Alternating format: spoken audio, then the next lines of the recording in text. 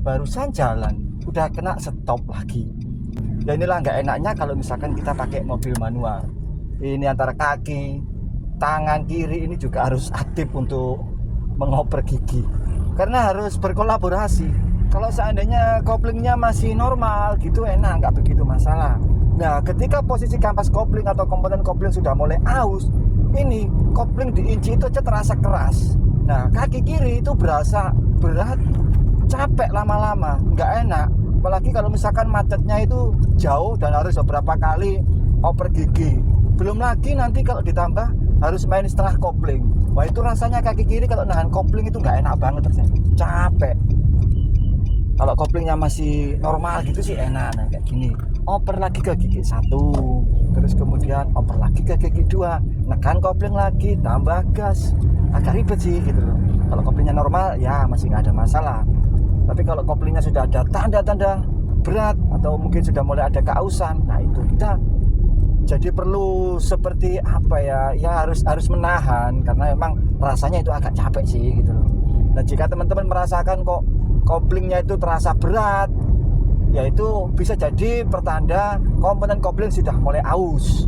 Terus kemudian kalau merasakan ini kan pada saat jalan sepi gini ya, coba untuk akselerasi. Nah, tekan pedal gasnya.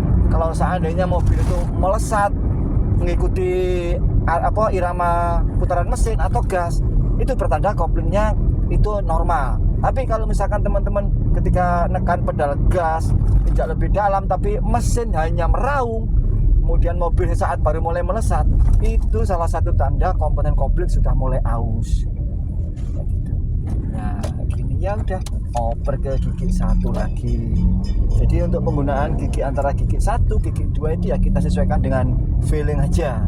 Kalau memang gigi 2 masih oke, ya udah kita pakai gigi 2. Tapi kalau feelingnya itu perasaan kok terasa berat, daripada setengah kopling, itu mending dioper ke gigi 1. Karena nanti kalau misalkan kita sering main setengah kopling, itu juga efeknya kampas kopling juga malah cepet aus. Nah, biaya untuk pergantian kopling set itu kan juga tidaklah sedikit. Nah, oper ke gigi 1 lagi sesuai dengan kebutuhan aja kayak gini. Oke, terima kasih Pak. Nah, kemudian kita gas lagi. Kalau mobil manual ya kayak gini, tapi enaknya ketika kita butuh akselerasi, itu feeling itu bisa dapat seirama dengan kita menekan pedal gas. Misalkan mau nyalip kendaraan seperti di depan itu, kita tuh rasanya nggak mamang, kuat nggak gitu. Tapi kalau misalkan mobil matic itu biasanya ya kita itu mau nyalip aja, kira-kira nanti ngangkat nggak ya, karena kan responnya itu kan bertahap, berbeda dengan mobil manual.